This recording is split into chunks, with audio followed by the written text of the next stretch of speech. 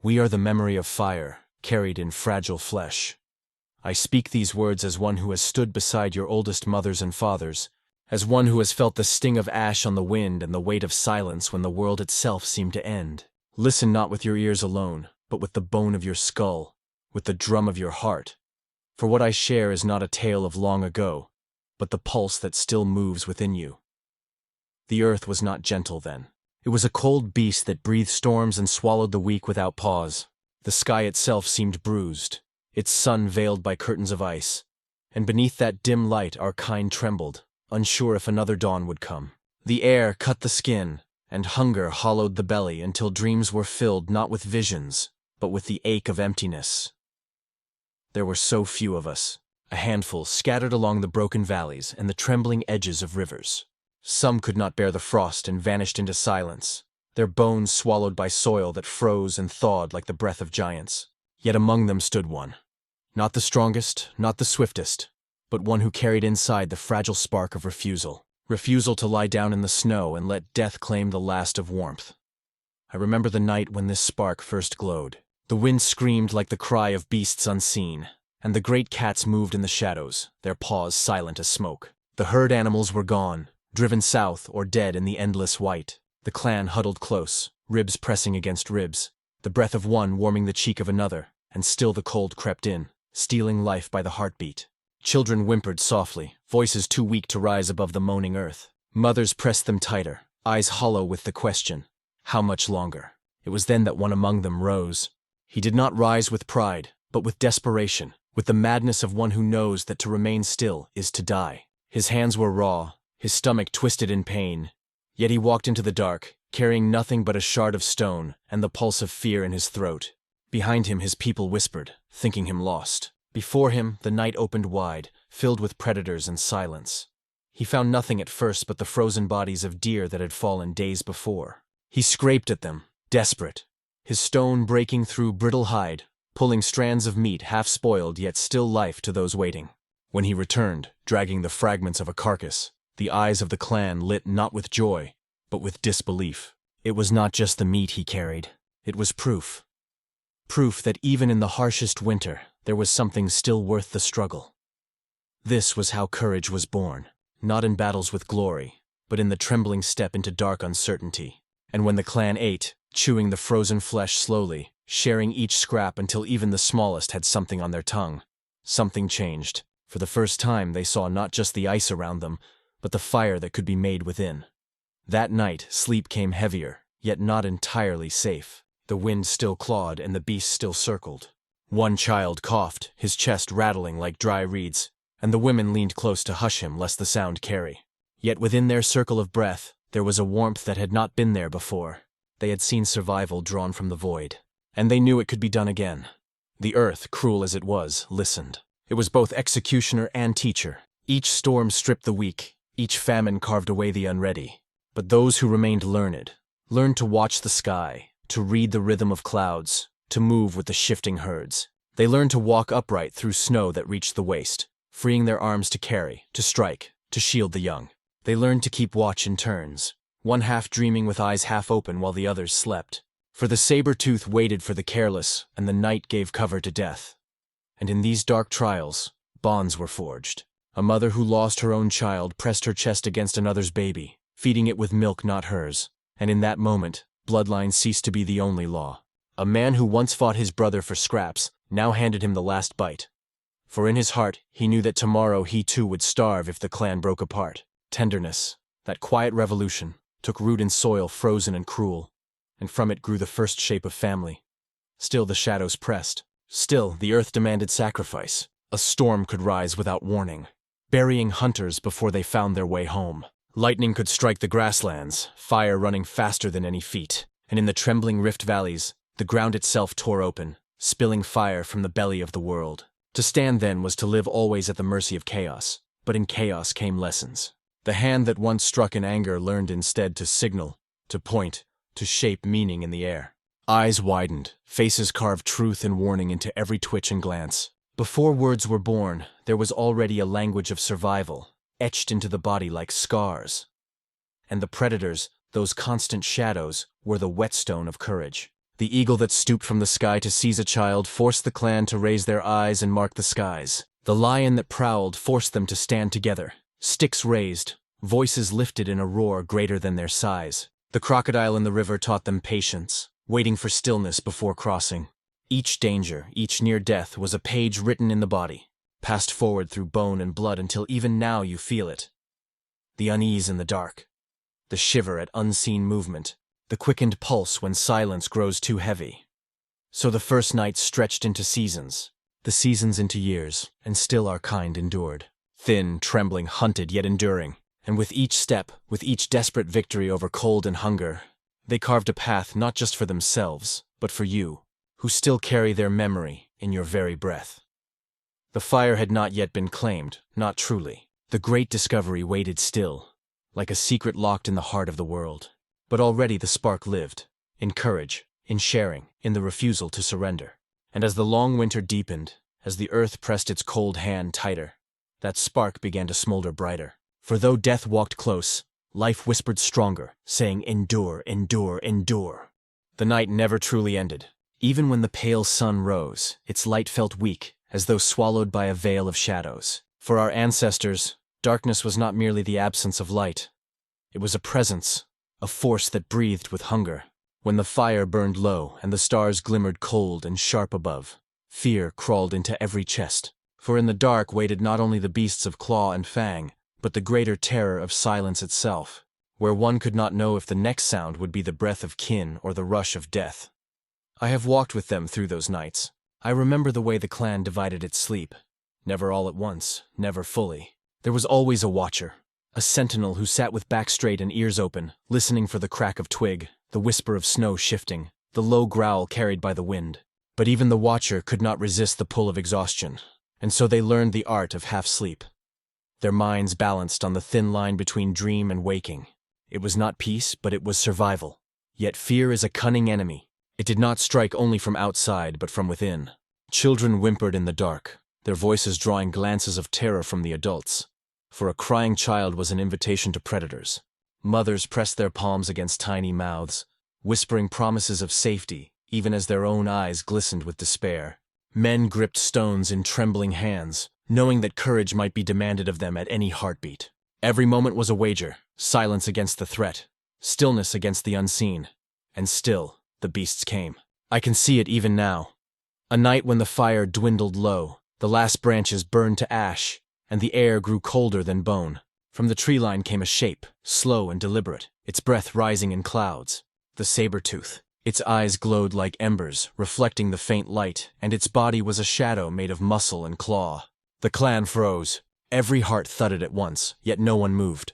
To run would mean slaughter, to scream would mean panic. Only one among them, an elder with more scars than teeth, stood.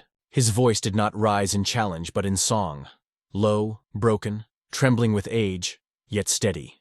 A chant older than memory, rising into the dark. The saber-tooth paused, ears twitching, uncertain. And in that pause, the hunters leapt, hurling stones, screaming their fury, their bodies throwing shadows against the fire.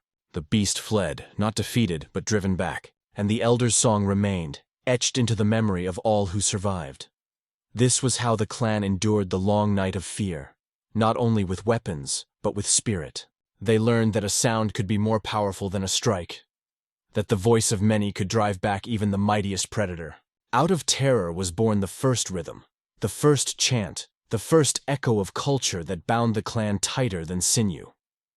But the night was not only a test of courage, it was a forge of tenderness. For in the dark, when no one dared to move too far, people touched more. Hands rested on shoulders, children curled into the arms of those not their parents, mates shared warmth without shame, fear stripped away division, leaving only the truth that survival belonged not to the lone hunter, but to the many. I remember the eyes of a woman, hollow from hunger, as she tore the last scrap of meat and pressed it into the mouth of a child not her own. In that act lived the first whisper of mercy, a quiet revolution stronger than stone. Still, the earth demanded its due. The cold seeped into bones, stiffening limbs until even the strongest shivered. Firewood grew scarce, and without flame, the night became unbearable.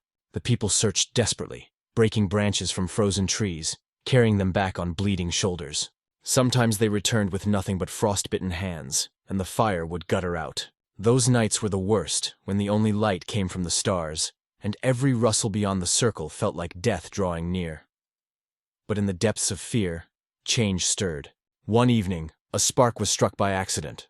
Stone against stone, a sudden burst of light in the dark. The clan gasped, eyes wide, breath caught in their throats. The spark died instantly, but it was enough. Enough to show that the fire, the sacred force they had stolen only from fallen trees and lightning's fury, could be coaxed into being by their own hands. It was only a flicker, a whisper of power, but it planted a dream deeper than hunger. Someday, they would not wait for the earth's mercy. Someday, they would summon flame from stone. Until then, they endured as they always had. Through vigilance, through unity, through the stubborn refusal to surrender. The long night of fear stretched on, but within its silence lay the seeds of transformation. Shared watchfulness became ritual. Whispered warnings became language. Fear itself became teacher, sharpening every sense, carving survival into the very bones, even now in your blood, in your restless sleep, in your unease when night grows too silent. The memory of those nights remains. You are not separate from them. You are their echo, their continuation, their answer to the dark. And as they pressed forward, stumbling through hunger and storm, one truth pulsed in every fragile heart: endure, endure, endure. The earth was never still. It groaned and split like a wounded beast, its skin cracked by valleys that stretched wider than sight, its breath hot with fire rising from hidden wounds deep below. Our ancestors walked upon a world that shifted beneath their feet, a world that gave no promise of safety. They learned early that the ground could betray, that the very land they trusted could crumble into abyss or vomit flame that turned forests to ash. The earth was not simply home. It was both executioner and teacher, demanding a price for every lesson. I remember the valleys where stone walls rose higher than the flight of birds. Winds screamed through those canyons, carrying dust that cut the eyes and filled the lungs with grit. Here the clans walked, pressed close to the cliffs, watching as boulders cracked and tumbled like thunder. Each step was a gamble, for one wrong path led not to shelter, but to a plunge into silence. Still they moved forward, for hunger drove them, and behind them the storms chased like wolves. It was in these rift valleys that they first understood the truth of movement, that survival belonged not to those who stood still, but to those who followed the shifting rhythm of the earth. They became wanderers, tracing the paths of herds, learning the signs of grass bending, of dung steaming fresh, of broken branches whispering that prey had passed. Their eyes grew sharp, their ears tuned to the faintest sound. The earth demanded this sharpening, stripping away the dull, leaving only those who could read its harsh script. But the earth also punished arrogance. I recall the day when the ground itself shook, splitting beneath their feet. A roar rose, deeper than any beast, and the trees swayed like blades of grass. The clan fell to their knees, clutching one another as the soil buckled. Stones tumbling from cliffs, rivers spilling from broken banks. In their terror, they understood. They were small, fragile, and utterly at the mercy of forces they could not see. Yet in this fear was also wisdom. They began to watch the earth itself, to feel the tremors beneath their toes, to heed the restless silence before the storm. In this way, the earth became their teacher, even as it threatened to end them. The storms were the cruelest. I see them still. Black clouds rolling like mountains across the horizon, winds that bent trees until they snapped, rains that struck like stones, floods that rose without warning and swallowed all. In those moments, families clung to higher ground, their bodies pressed against rock as water raged below. Children cried for the dead swept away, elders closed their eyes and prayed without words, and yet the survivors learned again. They learned to climb, to hold tight, to wait with patience while chaos passed. They learned to carry embers wrapped in bark and skin, keeping the fire alive even through storm, for without flame the night would devour them. And there was fire. Not only from lightning, not only from storm, but from the belly of the earth itself. I remember a mountain that glowed red at its peak, its heart spilling rivers of molten stone that ate the land, the air filled with ash, turning day to night, choking the breath, dimming the sun for months. Many died in that choking dark, their bodies lying where they fell, the land barren and cold. Yet others survived, and in their survival they carried forward the memory of fire's double face, destroyer and savior. They learned to fear it, to respect it, to follow its light from a distance.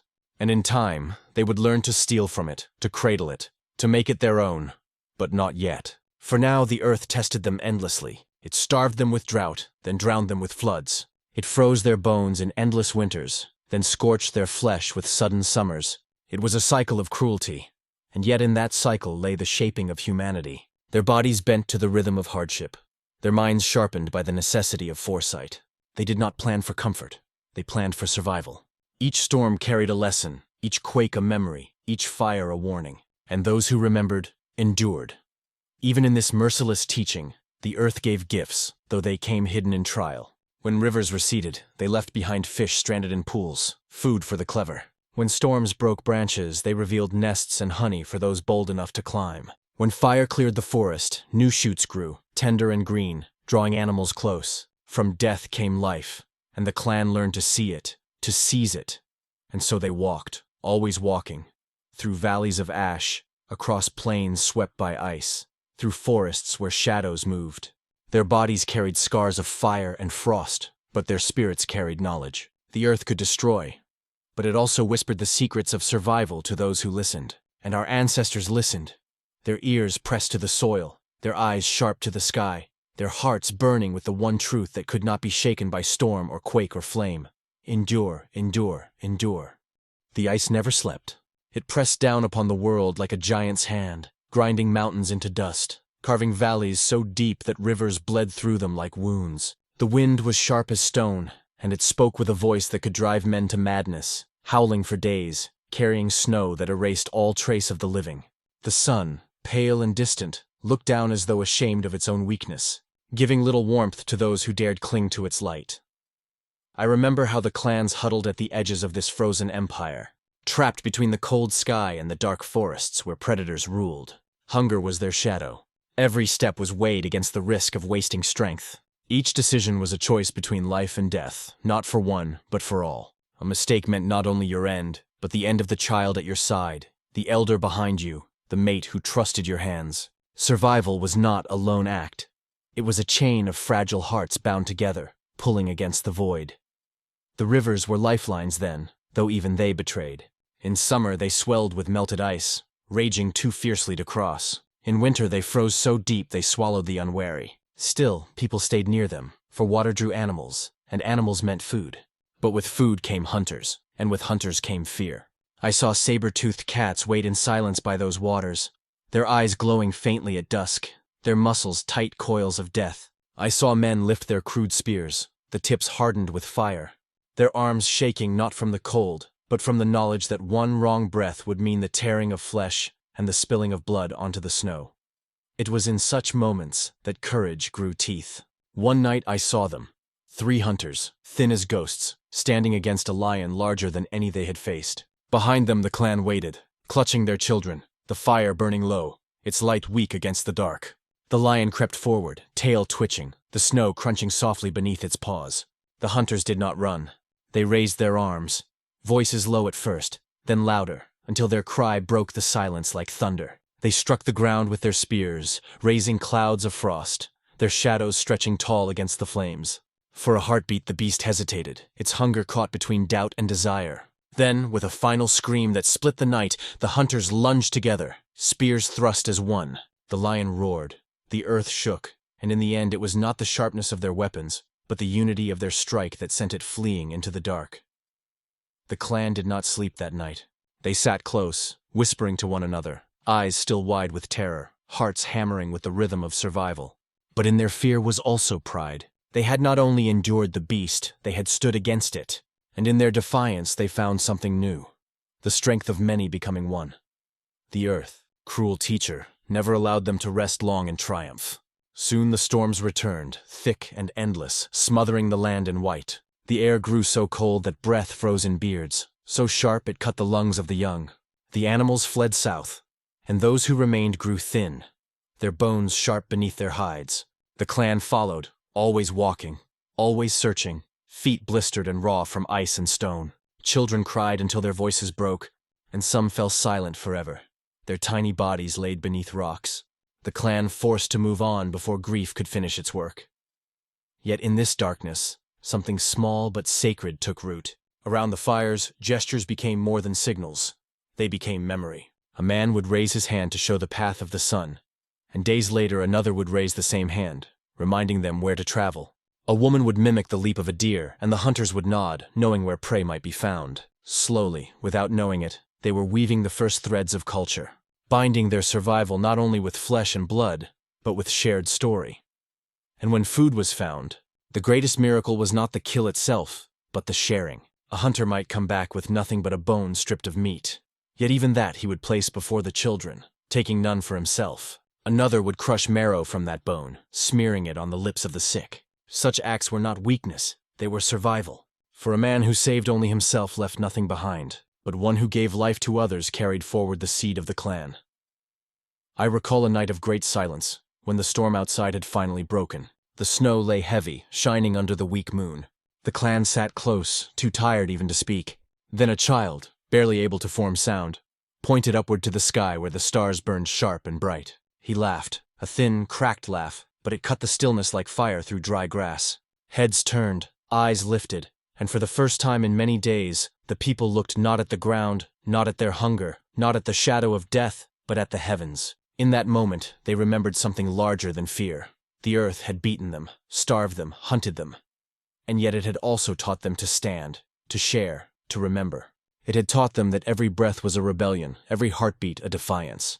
And though they could not yet name it, though no words yet carried its weight, they had discovered the seed of what would one day be called humanity. The long night of fear was not yet over. More trials waited. Storms fiercer than memory, predators larger than nightmares, hunger deeper than the bones. But the spark was alive now, hidden in the chest of every survivor. It whispered in silence, in dreams, in the trembling warmth of one hand held by another. Endure, endure, endure. The hunter's shadow fell long across the world, and it spared no one. Our ancestors were not rulers then. They were prey, soft-skinned and slow, their bones fragile, their flesh tender. The night belonged not to them, but to the eyes that glowed in the dark, the teeth that gleamed when firelight wavered. To walk the earth was to walk inside the jaws of death, knowing it could close at any heartbeat. I have stood in the grasslands where danger moved like whispers. The saber-toothed cats lay hidden in the tall blades, their bodies silent as shadows, their patience endless. A man might step no more than 3 paces from the safety of the clan, and the grass would shiver. Then silence. Then the scream as muscle and claw struck faster than thought. It was in this way that our ancestors learned vigilance. Every rustle, every shift of the wind, every sudden hush of birds became warning. Their ears grew sharp, their eyes restless, their hearts ready to pound at the smallest sign. But the cats were not alone. There were beasts in the rivers too. Ancient jaws that waited in silence beneath the water. Crocodiles, longer than 3 men lying head to toe, would burst upward without warning, seizing legs, dragging bodies into the depths where screams turned to bubbles. Children were taught to fear the glitter of water, to wait until the eldest tested the current with sticks and stones.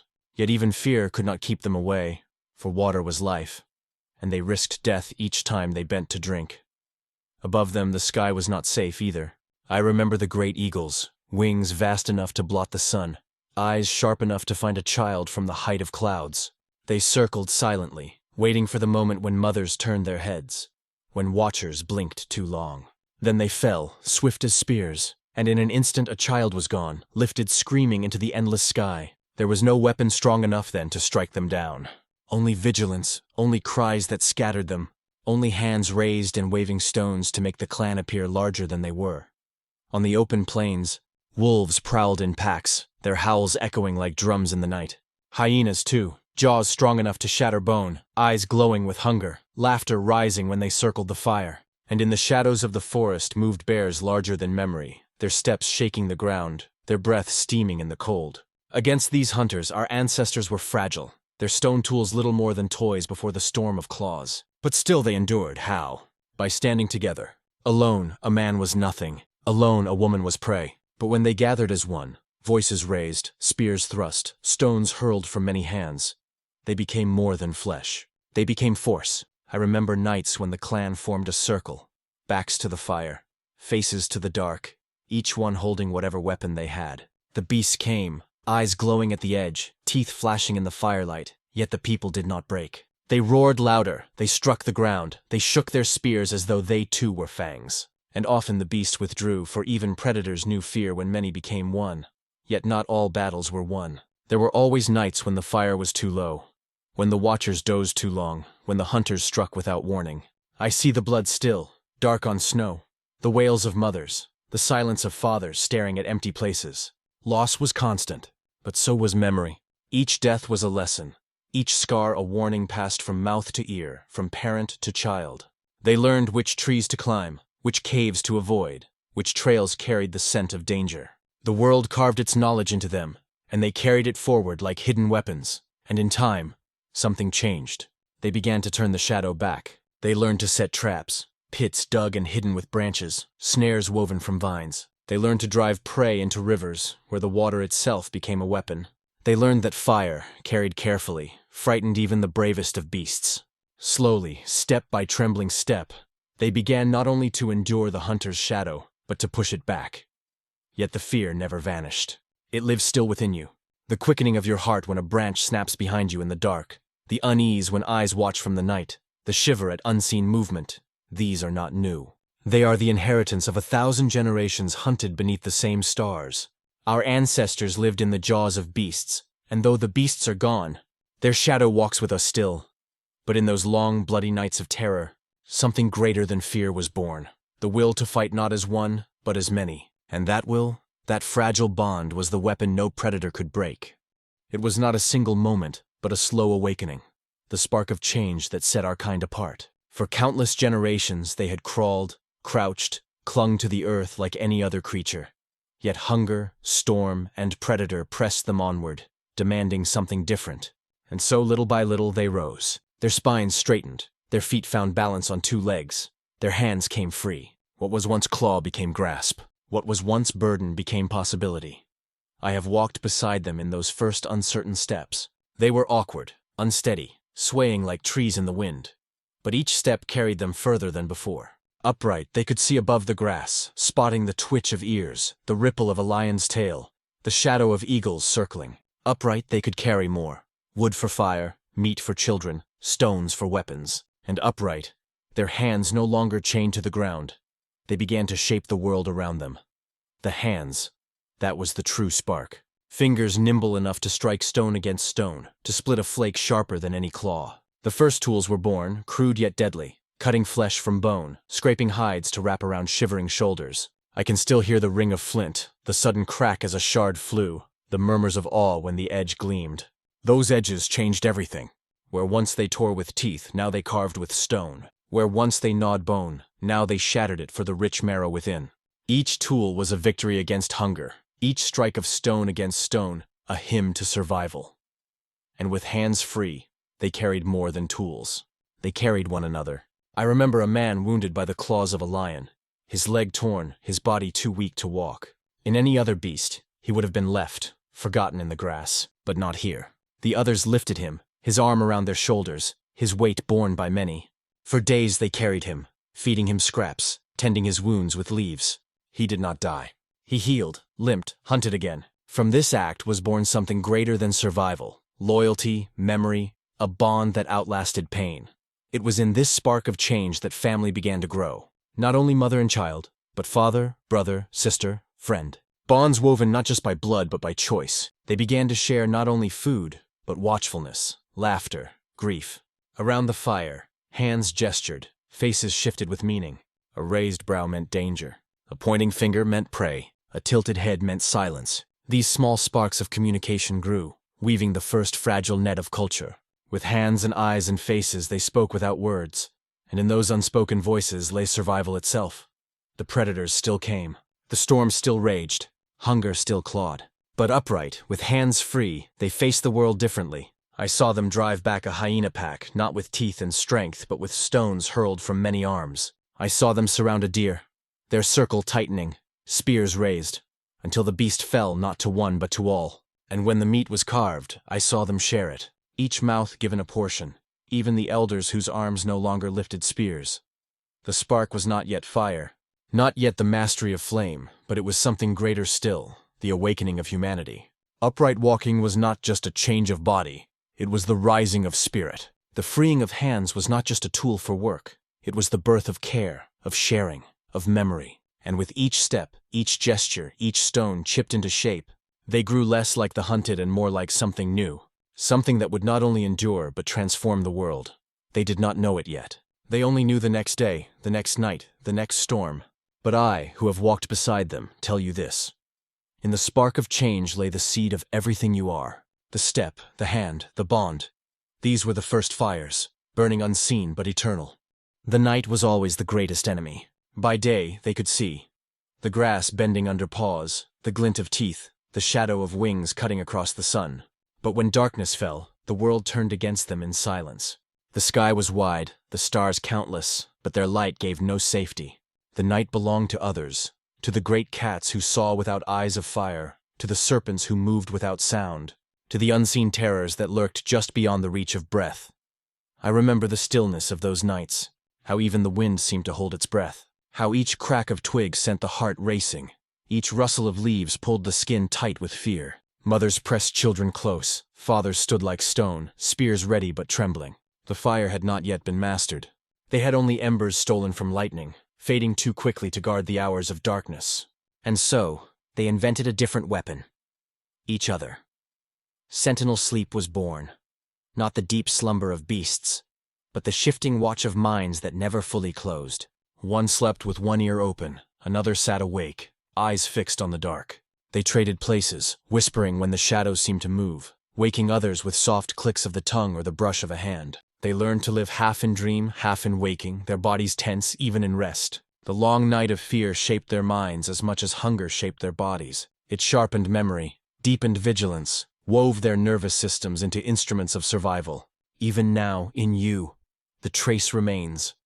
The sudden jolt awake at a sound in the dark. The ancient echo of those nights when danger was always near. But fear alone could not hold them together. Fear tears, fear scatters. To endure, they made something else, the whispered call. Small sounds softer than the rustling grass meant safety. A hum meant all was well. A hiss meant silence. A low note meant come closer. These whispers, barely sounds at all, were lifelines in the dark, carrying calm through trembling hearts. It was more than signal. It was comfort. The sound of another breathing nearby meant you were not alone. And yet predators tested them. I recall the slow patting of saber-toothed paws around the sleeping circle, the glitter of eyes just beyond vision. Sometimes a lion roared so near that even the strongest felt their bowels weaken. But the circle held, spears raised, shoulders pressed together, voices hushed but firm. They discovered that unity itself was a weapon. A beast might kill one, but rarely would it charge a wall of many. Fear became discipline. Discipline became survival. The long night did not only belong to predators, it belonged to the mind itself. In darkness, imagination awoke, spinning shapes from shadows, hearing footsteps where none walked, weaving danger into every silence. This was the first haunting, the first dreams of terror. But those dreams had purpose. They taught vigilance. They kept eyes open. They kept the heart beating fast enough to strike before death arrived. Fear was a teacher, carving lessons deep into bone and blood. It was also in the long night that tenderness grew. When the fire had not yet been tamed, warmth came from one another. Bodies pressed close, arms wrapped, the shivering eased by touch. Children nestled into the hollow of shoulders. Elders leaned into the strength of the young. And in this closeness, bonds deepened. The long night of fear created not only watchfulness, but intimacy. For in the darkness, every whisper mattered. Every hand on the shoulder reminded them of life. Every heartbeat beside their own echoed survival. So they endured. Night after night, storm after storm, roar after roar. The predators came. The silence threatened to crush them. The dreams clawed at their minds. Yet they did not break. The long night forged them, turned their fragile existence into something more resilient than claw, sharper than tooth. And as dawn returned, when the first light stretched across the land, it was as if they had been reborn. Each morning was a victory, each sunrise proof that they had outlasted the terrors. But I tell you this. Those nights never left them. They live still in your restless tossing, in the weight of silence that feels heavier than stone, in the fear of being alone in the dark. The long night of fear is a memory burned into every one of us, an inheritance from the time when every shadow was a predator, and every dream could be the last. There are revolutions that roar like thunder, and there are revolutions that whisper so softly the world does not hear them until everything has changed. Our ancestors carried out the latter. They did not build kingdoms. They did not wield armies. They did not carve monuments of stone. Their revolutions were born in silence, in the tender acts that made them more than beasts. I remember the first time I saw food placed in another's hands instead of guarded teeth. It was a small gesture, so simple it could have been overlooked, yet it carried within it the seed of all future civilizations. A strip of meat from the hunt, torn not for the self but for the child who had not fought, for the mother who had no spear, for the elder whose bones were brittle. In that act, hunger was no longer only personal. Hunger was shared, and so was life. At first, this sharing was rare, fragile. The instinct to hoard still burned hot. I saw men snarl over marrow, women claw for roots, children cry when denied. But again and again, the same truth proved itself. Those who shared survived longer than those who did not. A mother whose child was fed by others lived to bear more children. A man who shared with a companion found himself defended when danger struck. A group that divided food evenly endured famine, that scattered others into bones. The silent revolution of food sharing became the foundation upon which humanity was built. And with it came tenderness, a force more powerful than claw or fire. I watched as fathers began to linger near their offspring, no longer walking away after birth, but staying, protecting, teaching. I saw men set down stones in their hands when arguments rose, not striking but yielding, learning that peace within the group was stronger than endless combat. Male disarmament, fragile and uneven, began to shape families that did not collapse with each fight. Blood spilled less within the group, more against the outside. And from this came stability, a structure of belonging that beasts did not know. It was tenderness, too, that softened death. I recall a woman, her skin burning with fever, her breaths shallow. Others might have left her behind, but her kin stayed. They gave her water drop by drop, stroked her forehead, sang in low tones as her strength waned. She died, yes, but she died held. Her body was not abandoned to vultures, but laid aside with care, covered in leaves, as if even the earth must respect her. This was another silent revolution. The first rituals of mourning, the first sense that life had meaning even beyond breath. Children became the heart of it all. Their laughter, their fumbling steps, their cries pulled entire groups into action. They were fed first, carried when tired, guarded through storms. In their wide eyes, the adults saw not just the present, but the future. The tender bond between parent and child deepened into something more enduring than survival. It became love, though they had no word for it, only the ache in their chests when the little ones were threatened. Love itself was a revolution, a force that turned fragile creatures into families. I have seen many creatures live and die, each obeying their instincts, each bound to the hard law of nature. But here, in these silent revolutions, humanity began to break those laws. They chose compassion where other beasts chose indifference. They chose restraint where others chose rage. They chose to share where others took all. And though storms still raged, though predators still circled, though hunger still gnawed, these choices made them stronger than any claw, more enduring than any fang. Do not think these revolutions were easy.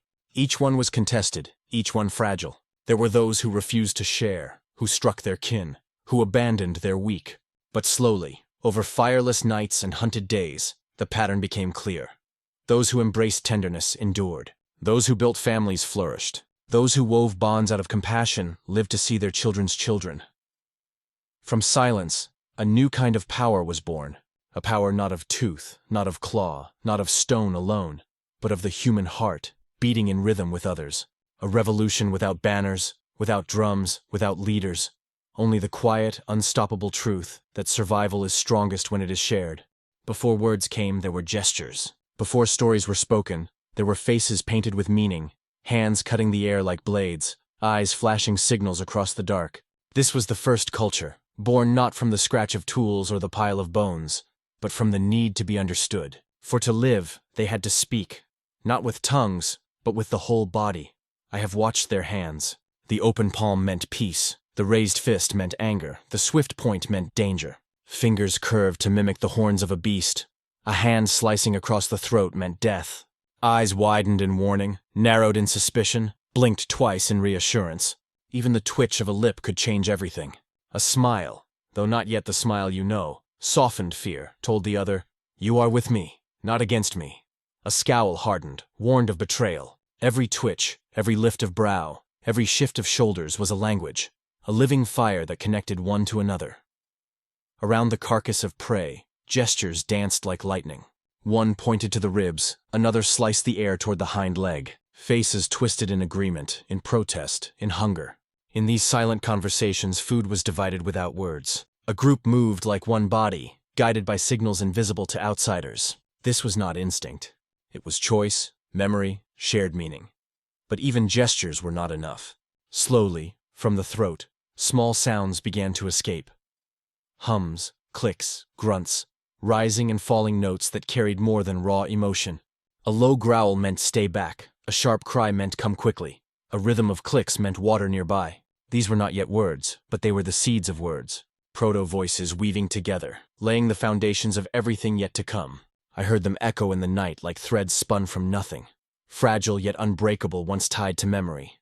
Shared memory. This was the true revolution. Beasts forget. The chase is gone when the prey escapes. The pain is gone when the wound heals. But humans began to remember, and memory became a weapon sharper than stone. I recall a woman tracing shapes in the dirt with her finger, showing the others where water could be found, recalling the path of migration, the bend of the river. The marks vanished with wind, but the memory endured in her voice, her gesture, her story. A child watched, remembered, and one day repeated. Through memory, knowledge survived longer than any single body. It was in fireless nights, pressed close in the dark, that culture grew strongest. They mimicked the calls of predators to teach children fear. They acted out the strike of a lion to warn how it kills. They hummed together in rhythm, their voices weaving into something like song, a comfort against silence. These were not yet myths, but they were rehearsals for myths. Not yet language, but rehearsals for language. The beginnings of meaning beyond the moment, the birth of imagination as survival. I tell you now, the first culture was not painted on caves or carved in ivory. It was painted on faces, carved into gestures, sung in grunts and clicks, passed from eye to eye, hand to hand, heart to heart. It was not created for beauty, but for life. It was the difference between the group that starved and the group that endured. For the group that remembered the path to water lived. The group that forgot perished. The group that learned how to warn of danger survived. The group that stayed silent in ignorance fell to claws. And yet, even in its roughness, there was beauty. I can still hear a child giggling as it mimicked the great eagle's cry. See the smile of a mother as she pressed her nose to her baby's nose. Feel the rhythm of hands beating softly on chests in unison. A proto-dance in the fireless dark. Beauty slipped in like light beneath a door, unnoticed yet unstoppable. Culture, born of need, carried within it the seed of art. These first gestures, these first sounds, these first shared memories, they were not just tools of survival. They were the weaving of humanity itself, a web binding individuals into something larger, something that could outlast tooth and claw, storm and famine, and from this weaving rose an echo, one that still thrums in you, the tilt of a head, the lift of brows, the glance that says everything without a word. You carry them still, the whispers of the first culture, the silent language of survival that became the foundation of all you are. The echo does not end with them. It flows forward, a river that cuts through every generation, shaping every child born into the world. What they chose, what they suffered, what they dared, it lives in us even now. We are the grand echo of their survival. I have walked beside you as I walked beside them, and I see it still. The ache in your lower back, the strain in your spine, that is their gift. For when they rose upright, leaving the safety of 4 limbs, they won vision and freedom of hands, but they paid the price in pain. Their bones bent under burdens, their spines carried the weight of the sky. And though they endured, their choice etched into you the inheritance of fragile vertebrae, the memory of bodies that defied the earth's design. I see it too in birth. How perilous, how painful, how near to death it lies. Other creatures drop their young with ease, but not you. The narrowing of hips that allowed walking upright made birth a crucible of agony. Each new life came with the risk of ending another. Many mothers died, many children too. But those who survived carried forward the memory of sacrifice. That struggle lives in every cry of labor today, the ancient echo of a path chosen long before you. And what of love? You wonder why it grips so fiercely, why the heart aches when alone, why betrayal cuts deeper than hunger. It is because in those nights of fear, in those days of hunger, they bound themselves together or perished. The ones who chose solitude were devoured. The ones who chose unity survived. And so, in you, the hunger for love, for touch, for belonging is not weakness. It is survival's song, written in your blood. Even your dreams carry the echo. The sudden terror that wakes you in darkness, the imagined eyes in the night, the fear of being hunted. These are not illusions. They are memories older than words, shadows of lions and saber-tooths etched into your bones. Your mind remembers what your body has never seen. because their fear became your inheritance. The echo resounds in community. The sharing of food at a table, the gathering around fire, the laughter in groups, these are not customs alone. They are instincts, carried forward from the time when sharing meant survival, when laughter softened fear, when fireless nights were endured by the press of shoulders and the rhythm of voices. Even now, in cities of stone and towers of glass, you are still drawn to gather, to share, to belong, for you are the children of those who survived by doing so. The echo hums in violence as well. The clenched fist, the urge to strike, the thrill of power. These are shadows of old rivalries, when men battled for food, for mates, for dominance. Yet alongside that urge lies the greater inheritance: restraint, the choice to disarm, the peace that allowed families to form. You are torn because they were torn, divided between rage and tenderness, competition and compassion. The grand human echo is not a story of perfection. It is a story of scars carried forward, scars of hunger that still make you crave beyond need, scars of fear that still haunt your sleep, scars of love that burn bright enough to wound. Yet within these scars is the proof of survival, the unbroken chain that links you to those who stood trembling in the dark but did not fall. I tell you this not to remind you of their struggle, but to show you your own. You are never separate from them. Every breath, every pain, every longing is the continuation of choices made when the world was crueler than you can imagine. They carved a path with blood and fireless nights, and you walk it still. The echo does not fade. It deepens. It grows. It becomes the foundation upon which all else stands. And so we come to the turning of the story, where their echo becomes not only survival, but destiny. For in the ages to come, they will face fire, famine, flood, and ice itself. They will stand at the edge of extinction and yet endure, because the echo within them, within you, refuses to be silenced. The earth has always been cruel, but in this age it became merciless. The skies dimmed, the winds sharpened, and from the north came the slow, grinding march of ice. Mountains of white, taller than the highest cliffs, crept across the land, swallowing valleys, forests, rivers, burying everything in silence. The sun itself seemed weaker, its warmth stolen by a world that had chosen winter as its ruler. I remember the first bite of that cold. Breath turned to frost at the lips. Skin cracked and bled. The marrow itself felt frozen. The grass withered. The trees stood naked. And the animals that once filled the plains fled south or perished beneath the snow. Hunger, always a shadow, became a constant master. No fruit, no root, no easy prey. Only the endless gnaw of emptiness inside the belly. Many fell. I have seen their bones frozen into the ground, their stories locked beneath the ice. Children whose cries faded in the night. Mothers who could no longer feed them. Fathers who hunted until their feet blackened from frost. Entire bands vanished, erased from memory but not from the echo. Their failure was a lesson carved deep into those who endured. The earth was not only executioner, it was also teacher. It forced them to invent what had never been imagined. Where once they wore nothing but skins, now they layered fur upon fur, sewing with needles of bone, stitching hides together with sinew. Where once they had walked naked-footed on warm ground, now they wrapped their feet in leather, bound tight against the snow. They learned to dig shelters into earth, to lean branches against cliffs and cover them with hides, creating wombs of warmth against the howling blizzards. Necessity carved ingenuity from their hands, as hunger carved strength from their bones. The beasts of the Ice Age were no less fierce than the cold.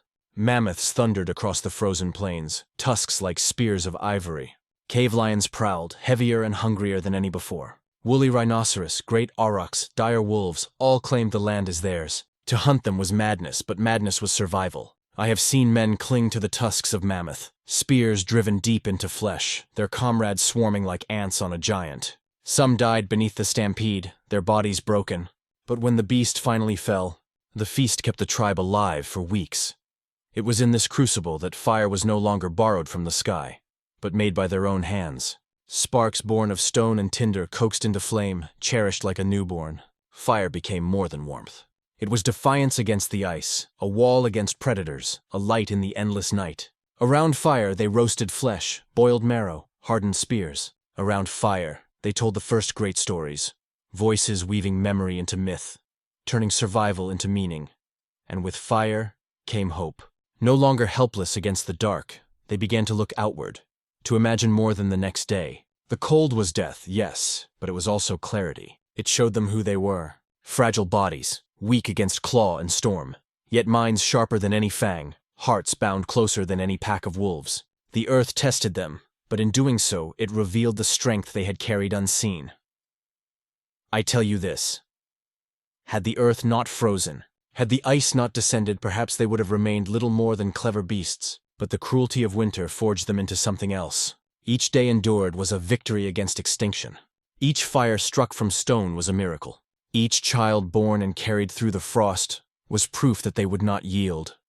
The ice taught them that the world does not give. It takes, and only through will, through unity, through endless defiance can one survive. That lesson has never left you.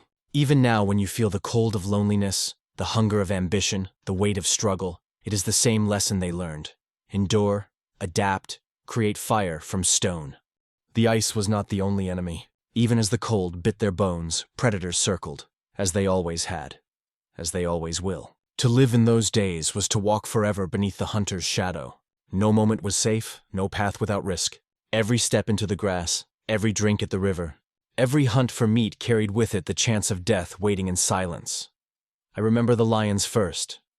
Larger than the ones you know, their shoulders high as a man's chest, their teeth curved like knives. They moved without sound, golden ghosts among the frost-bitten grass. A single roar could turn bowels to water, but it was not the roar that killed. It was the silence before the strike, the sudden blur of muscle and fang.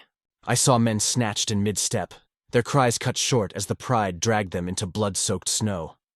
Then there were the wolves, not the timid hunters of your age, but dire wolves, heavy-boned, jaws strong enough to crush the leg of a bison. They hunted in packs that seemed endless, their eyes glinting yellow in the night.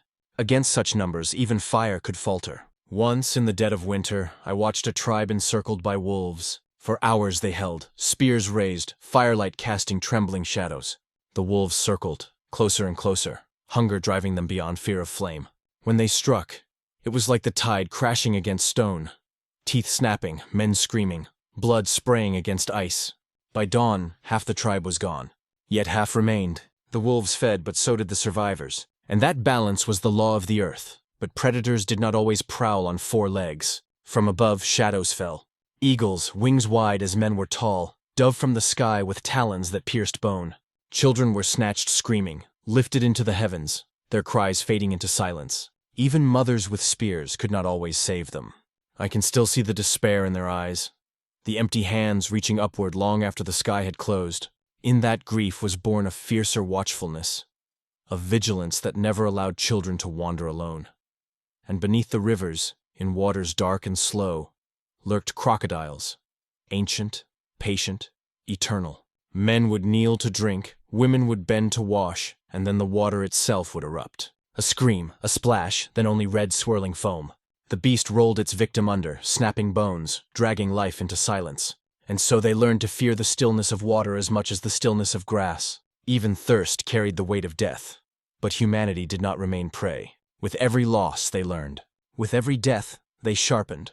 I watched them lay traps, pits dug and covered with branches, spears hardened in fire thrust into the bottom. Lions that once stalked them fell screaming into the earth. Wolves that encircled them found themselves encircled in turn, driven into narrow canyons where stones rained from above. Even the eagles were not untouchable.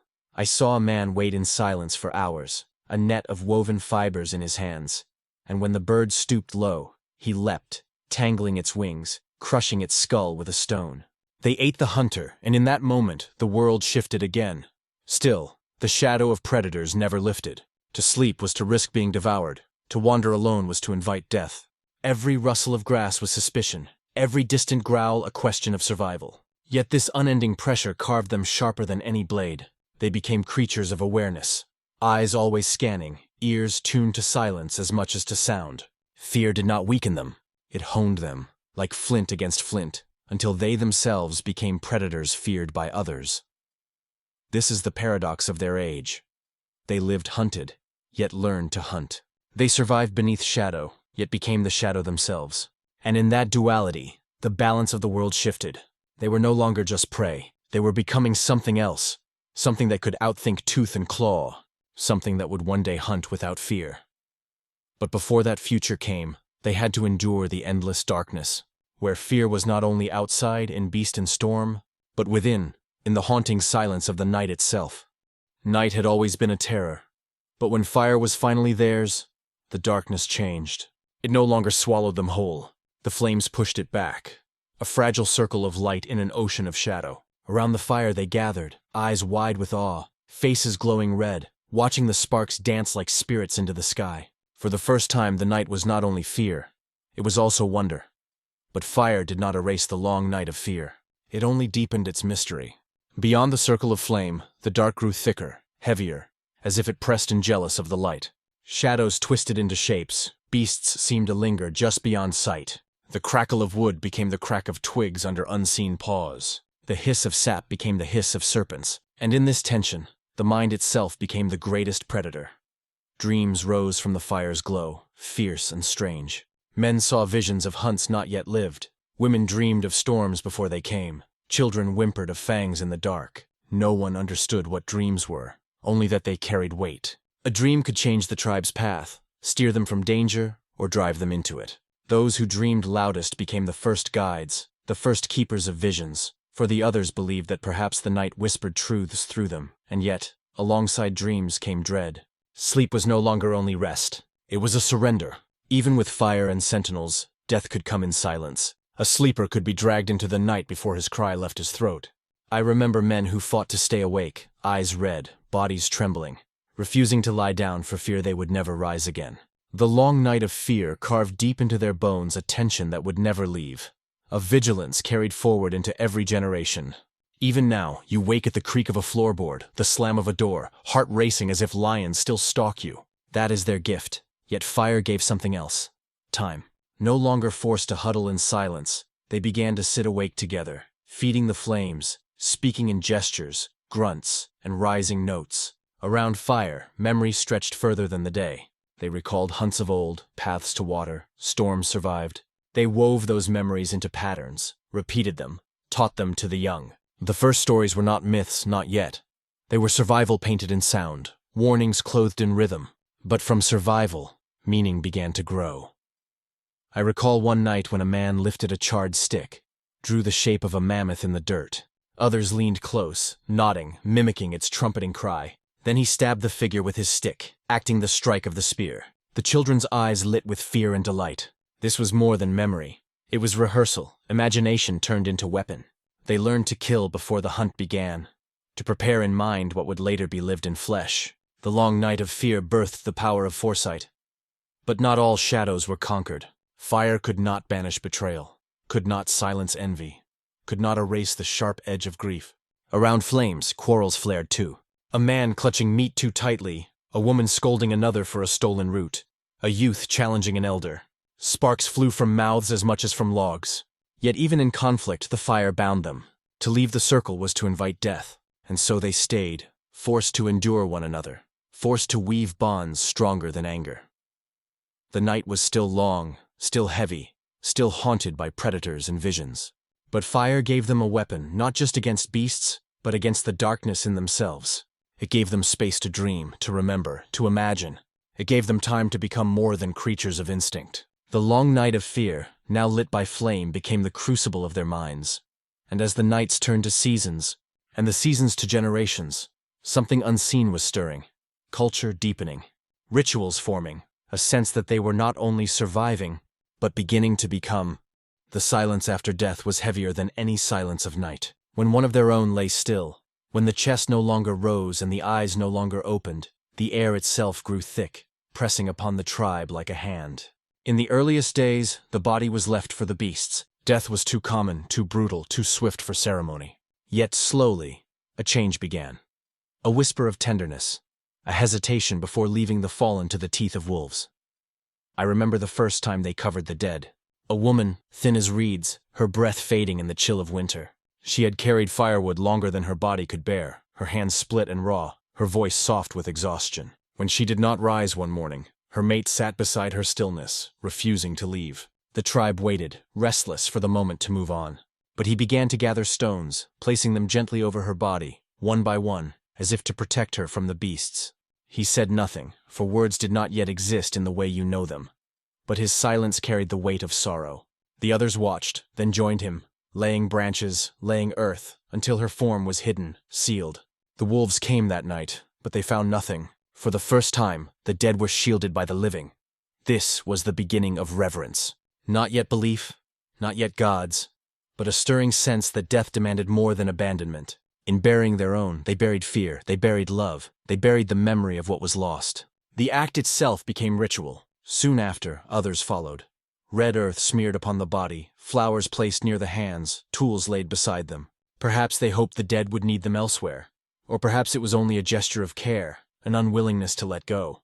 Whatever the reason, the silent revolution of burial had begun, and with it, the dawn of meaning beyond survival.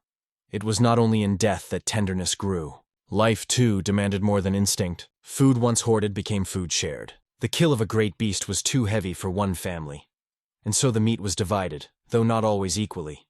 Though not always without quarrel. Still, the act itself changed everything. To give food was to bind another to you, to weave a debt, to create trust. Around the fire, meat passed from hand to hand, and with each passing, bonds deepened.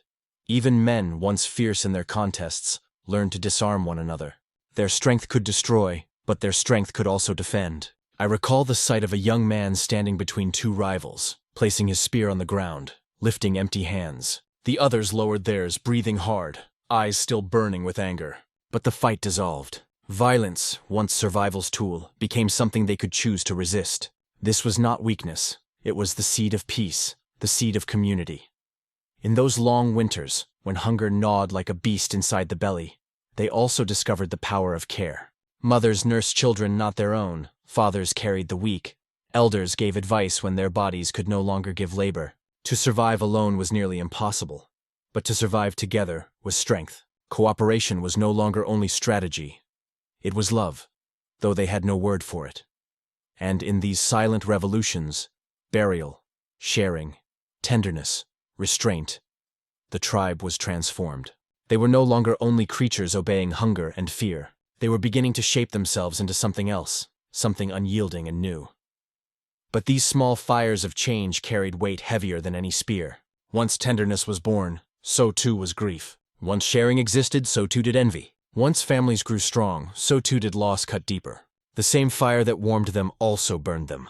Yet they did not turn away. They endured, because within these revolutions lay the secret of becoming human. And with every buried body, every shared meal, every softened gesture, the tribe was not only surviving the Ice Age, they were stepping into a new kind of existence, one where memory itself would outlive the flesh. Before words were born, there were gestures. A hand lifted meant stop. A finger pressed to lips meant silence. A tilt of the head meant follow me. The body itself was the first language, the only tool sharp enough to cut through the noise of the wild.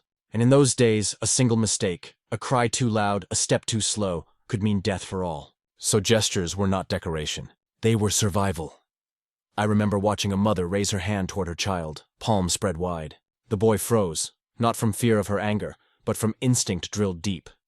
That gesture meant danger. Moments later, a lion's shape flickered between the trees, golden eyes catching the dusk. Had the boy not understood, his laughter would have betrayed them. Instead, they waited still as stones until the lion passed. A gesture saved them where no spear could. But gestures alone could not carry everything. The heart beat with more than fear. There was hunger, joy, grief, longing, feelings too vast for silence. And so the mouth began to shape sound. At first grunts, sharp and short, cries that echoed instinct. But slowly they shifted. A rising tone meant come. A low rumble meant stay. A clipped hiss meant danger. These were not yet words, but they were more than cries. They were signals, the first breath of language. Around fire, these signals grew bolder. Laughter burst in new forms, drawn out, repeated until others joined. A sound became a symbol, and a symbol became memory. The tribe began to play with sound, to twist it, to mimic beasts, to echo the wind. Children led this revolution, their mouths untamed, inventing patterns that elders at first ignored, until they realized the children's games had power. A single, repeated call could summon, could warn, could unify. What began as play became culture, and with sound came rhythm. A stick striking stone, a hand slapping thigh, a voice rising in time. At first it was nothing more than noise, but slowly it gathered form. Rhythm steadied the hunters before the chase. calmed the children in the long dark, filled the silence when grief was too heavy to bear. Rhythm was not food, not fire, not weapon, and yet it fed them, warmed them, armed them in ways unseen. It bound their hearts to one another in a beat older than memory. Then came the first stories, not told as you hear them now, not with words flowing like rivers, but with gestures, sounds, and the fire's glow-shaping shadows on stone. A hunter stood, mimicked the great beast, showed the strike of the spear, acted the fall. The children gasped, the women clapped, the men grunted approval. What had been a hunt became a performance. Memory turned into teaching. In those moments, knowledge became more than survival. It became tradition. The stories grew. A gesture recalled where rivers flowed, where berries ripened, where storms had struck. A sound imitated the cry of a bird that warned of snakes. A shadow on the wall became a warning of beasts. The tribe began to carry more than tools from one generation to the next. They carried memory itself, woven into gesture, sound, and rhythm. This was the first culture, fragile yet fierce, as vital as fire. And with culture came a deeper bond. They no longer survived only because of strength or speed. They survived because they remembered together. One hunter might forget, one mother might falter, but the tribe as a whole carried what no single mind could. Memory became a weapon sharper than flint, harder than bone, more enduring than flesh. I tell you this because even now, in your gestures, in your songs, in your stories, their echo lives. You clap to rhythm without knowing why. You tell stories to children before sleep without asking who taught you. These are not inventions of your time. They are inheritances, carried through blood and breath, older than cities, older than gods. The first culture was not written in books. It was written in bodies, in firelight, in the silence between heartbeats. And in that fragile weaving of gesture and song, the tribe stepped further from the beasts, not because they conquered the wild, but because they created something the wild could never take from them. Every step they took carved a path not only through earth, but through time itself. Their choices, their pains, their triumphs, they echo still, etched into your bones, whispered in your blood. You think yourself far from them, clothed in cities and steel, but you are only the continuation of their trembling hands, their desperate prayers, their fragile courage. The grand human echo is not distant history. It is your own breath. I remember their births, the agony of women bent low, the cries of infants tearing into the night. Few survived those first hours. The passage into life was narrow, the head too large, the body too frail. Many women bled out, many infants never drew a second breath. And yet, those who lived carried forward the stubborn spark of humanity. Their suffering lingers still. Even now, birth for you is peril, more dangerous than for any beast that walks the earth. This is no flaw of your time. It is the echo of theirs, paid in blood so that the human mind could grow larger. The skull could house more thought, more dream, more fire. Every child born fragile carries the cost of that bargain, and the echo is in your spine. You walk upright, free to carry, free to see, free to build. But the gift carries a curse. Their backs ached, twisted, wore down too soon beneath the weight of their hunts and their children. Yours aches still, in offices, in fields, on factory floors. It is not weakness, it is inheritance. A reminder that standing tall was not given freely. It was wrestled from the earth, and the earth never stopped demanding payment. Even in your hunger they live. They learned to crave sweetness, for fruit was rare and fleeting, a treasure before the frost. They learned to hoard fat, for famine was always near. And now you crave still, sugar, salt, fat, not because you are broken, but because they were wise. Your hungers are their hungers, carved into you to keep you alive long after they are gone. But not all echoes are pain. In their long nights of fear, pressed shoulder to shoulder by the fire, they discovered the warmth of one another. They learned that alone was death, but together was life. They learned to trust, to share, to love, though they had no word for it. And this too remains. You ache for company, you wither in isolation, you long to be seen, to be held. You call it loneliness now, but in their time it was a death sentence. The echo of survival is the echo of your need for love. Their shadows stretch even into your dreams. They listened to the cries of wolves, the thunder of storms, and wove meaning from the chaos. They saw patterns in stars, spirits in fire, omens in birds. Not because they were foolish, but because they had to believe the world spoke to them, that it could be understood. You still search the skies, the cards, the numbers, for patterns. You still ask the same questions they once whispered into the dark. Why are we here? What comes after? The echo of wonder cannot be silenced. And when grief tore through them, when the earth claimed another, They buried not only the body, but their own despair. They built ritual to survive pain. And so do you. You light candles for the dead. You carve names into stone. You whisper prayers into the wind. These are not your inventions. They are your inheritances, born from the first time a mate placed stones upon his beloved's still chest. The grand human echo is not a ghost. It is not past. It is present, alive in every ache of your back, every tear you shed, every hand you reach for, every hunger you cannot explain. You are not separate from them.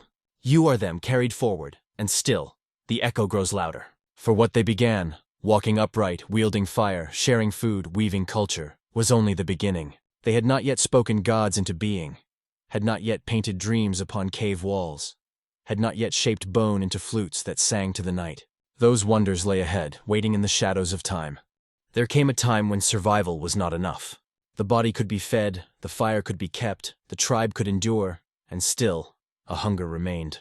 It was not hunger of the belly but of the spirit, a yearning that no meat, no shelter, no warmth could quiet. That yearning birthed the first whispers of belief, the first trembling sparks of art. I remember a night when the fire burned low, its glow painting the cave walls with flickering shadows. One child, restless, dipped his fingers into the ashes and smeared them across stone. At first it was nothing, a line, a smear. But then another joined him, pressing hand against wall, leaving the outline of fingers splayed wide. Soon the wall was alive with prints, echoes of hands that would long outlast the flesh. Those prints were not mere play. They were a claim, a defiance against silence. They said we were here. We endured. From that defiance images grew. A hunter carved the curve of an aurochs with stone, its horns arched like the moon. Another traced the form of a deer, legs stretched in eternal leap. These drawings were not decoration. They were prayers, promises, rehearsals of the hunt, whispers to the spirits of beasts. With each mark, the cave became more than shelter. It became memory. It became story. It became the first temple. And belief, too, was born in shadow. When storms shattered the sky, when lightning split the earth, when floods swallowed the land, they saw more than weather. They saw will. The world was not mute. It moved with intention, with anger, with favor. They did not yet know gods, but they knew the weight of forces greater than themselves. And so they spoke to them in gesture, in fire, in offering. The first rituals were simple, a scrap of meat cast into flame, a carved bone left near a burial. But each act carried meaning heavier than stone. The dead no longer vanished into earth alone. They were imagined elsewhere, walking in unseen forests, drinking from unseen rivers, standing beside unseen fires. Death was no longer an ending but a passage. That hope was fragile, desperate, but it carried them. It gave courage to face the endless night. And then came song. Not as you know it, not with words flowing like rivers, but as breath, as rhythm, as sound, stretched into beauty. Around the fire, one voice hummed, low and steady. Another joined, higher, weaving around it. Soon the tribe swayed, eyes closed, bodies soft with release. The song was not taught. It was discovered, pulled from the marrow of being. For in that sound, they touched something beyond fear, beyond hunger. They touched awe. Bone flutes followed, hollow reeds that whistled like wind. Stones struck in rhythm, echoing like thunder. Music was more than noise, it was bridge. It carried grief, carried joy, carried longing, carried hope. It made the tribe more than a band of survivors. It made them a people, bound by sound older than words. These sparks, painting, belief, ritual, song, were not luxuries. They were survival of another kind. For without meaning, without beauty, without hope, the weight of life was too heavy. The beasts had teeth, the storms had rage, the ice had silence. But only humans could answer with firelight on stone, with song in darkness, with visions of worlds beyond death. Even now, you paint, you sing, you pray, you dream. Do you think these are inventions of your age? They are not.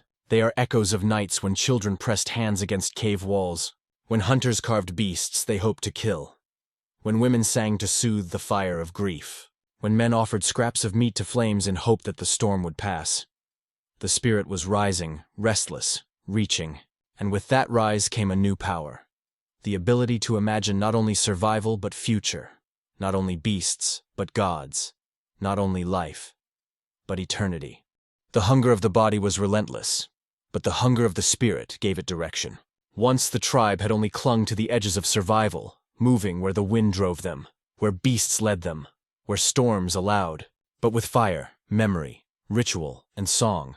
They became something more dangerous than any predator. They became organized.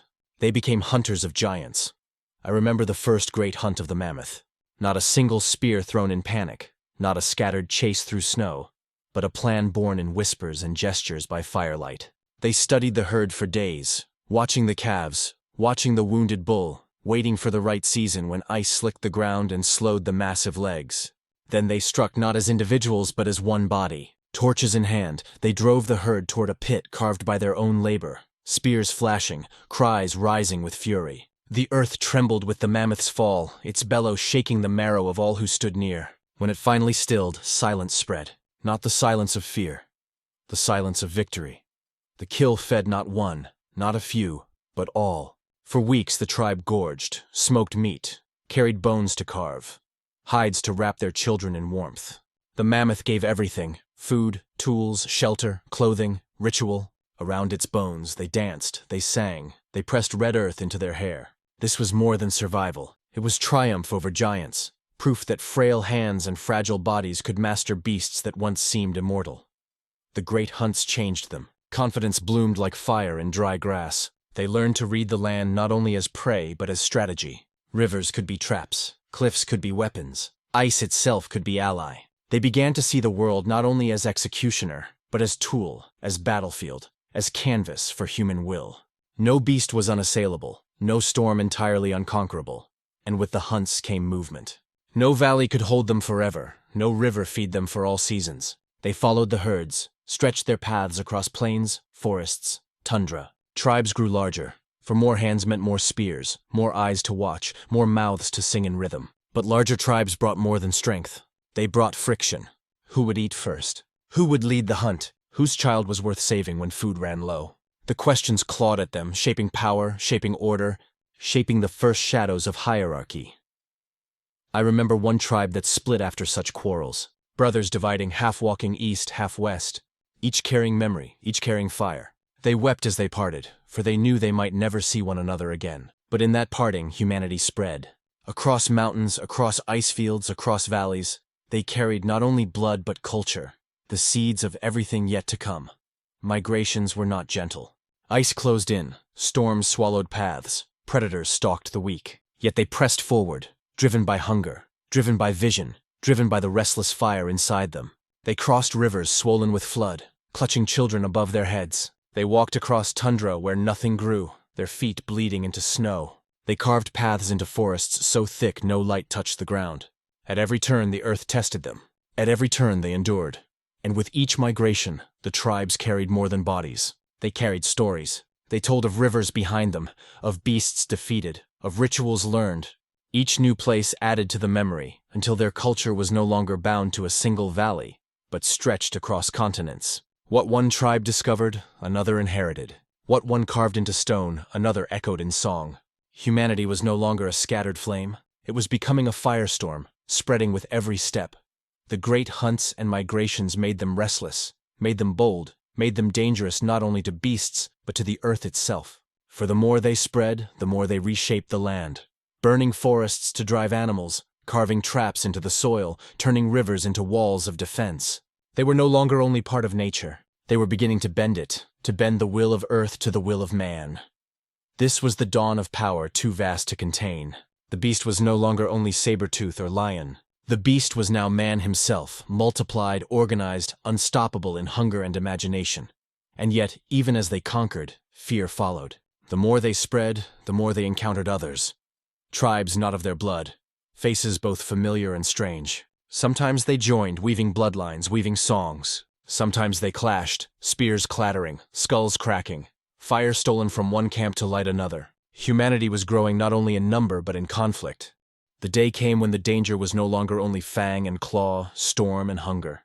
The danger wore a face like their own. The more they spread, the more they encountered others, not beasts but men. At first there was awe, the trembling recognition of another fire glowing in the distance. Another band of survivors who spoke with strange gestures, who sang songs that echoed but did not match their own. Sometimes when hunger was less, they approached carefully, trading meat for flint, skins for shells, fire for trust. But when the earth grew lean, when storms stripped the trees bare and rivers froze solid, Those same meetings turned red with blood. I remember one clash on the plains where two tribes converged upon the same herd of bison. One tribe had fire, the other greater numbers. They circled, each watching the other as the beasts stamped and bellowed. Then a child cried out, a spear was thrown, and chaos tore the silence apart. The bison scattered. The ground became slick with blood, not of beasts but of men. Those who survived carried the memory like a wound that never closed, teaching their children that other tribes could be as dangerous as wolves. Yet not all encounters ended in ruin.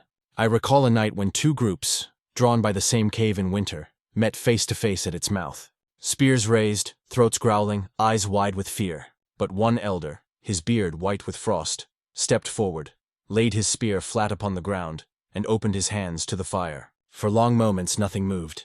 Then the other chief mirrored him, lowering his weapon. Slowly they entered together, keeping distance, keeping watch, but sharing the same flame. By spring they were no longer two tribes. Their children played together, their women sang together, their men hunted as one. From that night was born the first alliance, fragile but real, forged not by blood but by need. These alliances grew, but so did quarrels. Sharing food demanded rules. Who would eat first? Who would guard the fire? Who would claim the best hides? Elders rose to settle disputes, their words carrying weight like stone. Slowly, the tribe began to follow not only instinct, not only strength, but judgment. Authority was born, and with it the first shadows of order. Some men held more sway than others, some women more respect, not because they were strongest, but because they carried memory, vision, wisdom. From quarrels and alliances alike, the earliest politics were carved. A man might bind himself to another by offering his daughter, by sharing his hunt, by standing at his side in battle. Groups joined, split, rejoined. Bloodlines tangled, songs merged, rituals blended. Tribes became clans. Clans became something larger still. No longer only family but people. Identities stretching beyond blood to belief, to custom, to story. And with this came the first wars. They were not wars as you know them, with ranks and banners, but brutal storms of rage and fear. One tribe raiding another for food, another striking back for vengeance. A cycle of fire and death that left bodies unburied in the frost.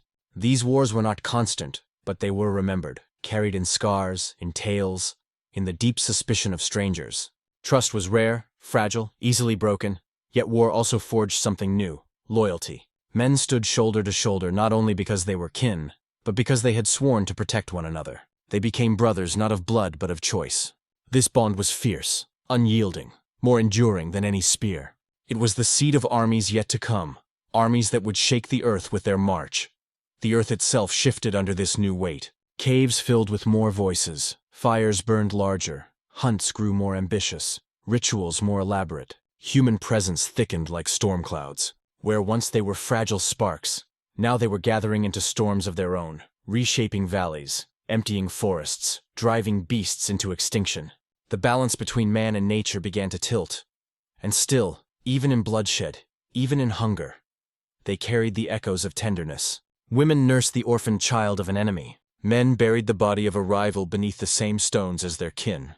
Around fire, children listened to stories not of beasts alone but of other men, of victories and betrayals, of lessons carved in flesh. Humanity was becoming something larger, something both beautiful and terrible, bound together not only by survival, but by choice, by memory, by story.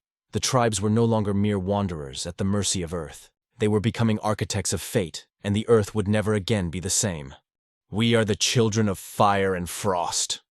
That is what the old ones said, when the winds screamed through the valleys and the nights seemed endless. They whispered it to the children pressed close to the flames, as if reminding them that their blood carried both the ice of survival and the fire of defiance. By the time the earth began to thaw, when glaciers cracked and rivers once again ran free, those children were no longer merely wanderers of a hostile land. They had become something else, something no beast had ever been. The thaw did not come all at once. It was a slow, trembling breath from the earth, a loosening of the grip of death.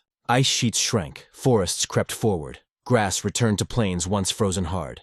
The air still carried a bitter bite, but in the midst of it grew hope. Game grew more plentiful, plants pushed through the soil, and humans, hardened by millennia of struggle, spread like wildfire. They followed rivers that surged from melting ice, crossed new lands revealed from under frozen sheets, and left behind the graves of their ancestors with heavy hearts and steady steps. With every step into new worlds, they carried the past upon their backs. They carried the memory of nights when eyes glowed in the darkness, when thunder shook the skies, when hunger gnawed at their bellies like a beast inside them. They carried the songs of mothers, the teachings of elders, the courage of those who dared to strike flint against stone. Every fire lit was an echo of the first fire. Every weapon shaped was an answer to the first predator that stalked them.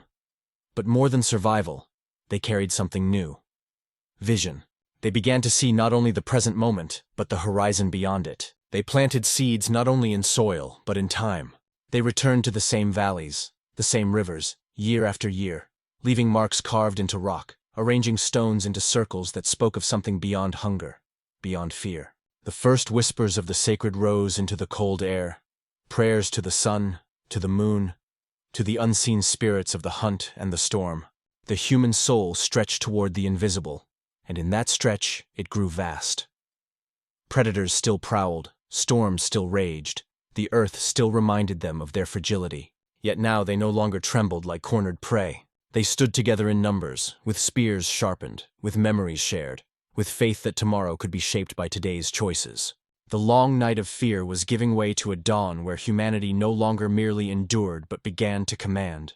And in that dawn, families grew into tribes, tribes into clans, clans into the first shadows of nations. Stories tied them together tighter than blood. A man might die, but his deeds, spoken by the fire, outlived him. A woman's tenderness, her courage in famine, became legend passed from tongue to tongue. Children no longer only inherited the earth, they inherited the memory of it. They became more than survivors. They became storytellers, and through story, they bent the world into meaning. Yet with growth came weight. The earth, once their master, began to bend beneath their will. Forests fell to fire, herds were hunted into silence, rivers were dammed by stone. In triumph, danger still lurked, not only from the wild, but from themselves. Ambition and hunger swelled together, and in the heart of humanity grew both the light of creation and the shadow of destruction. The same hands that carved tools of life carved weapons of death. The same fire that warmed children's faces burned forests to ash. The balance was fragile, always fragile. Still, the fire carried forward.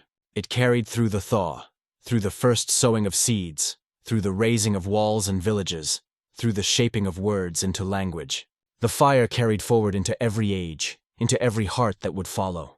And even now, when you sit in the glow of your own flame, when you raise your eyes to the stars and wonder who you are, the fire whispers the same truth the old ones knew. We are the children of fire and frost. I have walked with them through hunger, through fear, through nights long enough to swallow hope. I have seen them bend and break and rise again. And I tell you now, across the gulf of time, that their survival was no accident, no gift of chance. It was a choice, made in trembling hands and beating hearts. The choice to endure, to love, to fight, to remember. The ice tried to silence them, the beasts tried to devour them, the storms tried to scatter them. Yet here you are. Their blood beats in you, their breath fills your chest, their fire burns in your eyes. You are their victory. You are the echo of their courage. You are the proof that even in the harshest winter the world has ever known, humanity refused to die. And so the story does not end. It never ends. It carries forward, flame to flame, voice to voice, memory to memory. The ice has melted, but the fire lives on, eternal, unbroken, alive within you.